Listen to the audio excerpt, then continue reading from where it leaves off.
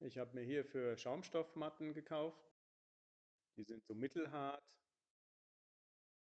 und dazu von IKEA Anti-Rutschmatten. Sind auf der einen Seite genoppt, auf der anderen Seite plan. Mit Tesafilm, Schere und Papier bewaffnet bin ich in den Kasten, habe dann begonnen, die Schubladen mit Papier genau auszulegen, um so den Grundriss zu bekommen, um dann später diesen Grundriss auf den Schaumstoff legen zu können und auf die Anti-Rutschmatten. Das Papier habe ich dann immer noch entsprechend beschriftet, sodass ich später noch weiß, wo was hinkommt. Anschließend baue ich die Schublade wieder ein und mache ein Stockwerk tiefer weiter. Gibt ja noch ein paar Fächer, die ausgelegt werden müssen. Auch hier wieder das gleiche Vorgehen. Papier rein, noch mehr Papier rein, festkleben, das Ganze zwischendurch immer beschriften, rausnehmen, fertig. In den oberen Fächern gleiches Vorgehen, Papier kleben, so sieht das Ganze dann aus. Beschriften wichtig und schon ist die Schablone fertig. Ich lege anschließend alle Schablonen auf die Anti-Rutschmatten von IKEA und zeichne auf, wo dann im weiteren Verlauf geschnitten werden muss. Das Zeug wälzt sich ein bisschen, das nervt leicht, aber ansonsten funktioniert das ganz gut. Jetzt geht die Bastelei weiter, alles muss ausgeschnitten werden.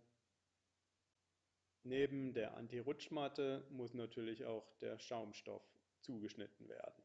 Das mache ich mit einem Teppichmesser, so sieht das aus. Fusseln nur ganz, ganz leicht, auch nur beim Schneiden. Irgendwann ist dann alles fertig geschnitten. Jetzt heißt es überlegen, wo was hin muss. Ich zeichne den Umriss ein und schneide dann mit dem Teppichmesser aus. Das Ergebnis sieht dann so aus. In das nächste Fach kommen Tassen, Becher und Pfanne. Diese Lagerweise benötigt natürlich Platz und man bekommt nicht so viel in die Schubladen. Wir sind aber maximal zu zweit unterwegs, sodass wir nicht so viel brauchen. Weiter geht es mit Schneidbrettern und Tellern. Um hier Klappern zu verhindern, habe ich für die Oberseite der Teller und Bretter noch eine Fixierung gemacht. Auch der Wasserkessel und die Schüsseln bekommen ihren eigenen Platz. Und im Anschluss wird alles wieder in Zottel getragen und dort in die Schubladen eingebaut. Aufgrund des guten Zuschnitts passt da alles wunderbar in die Schubladen rein.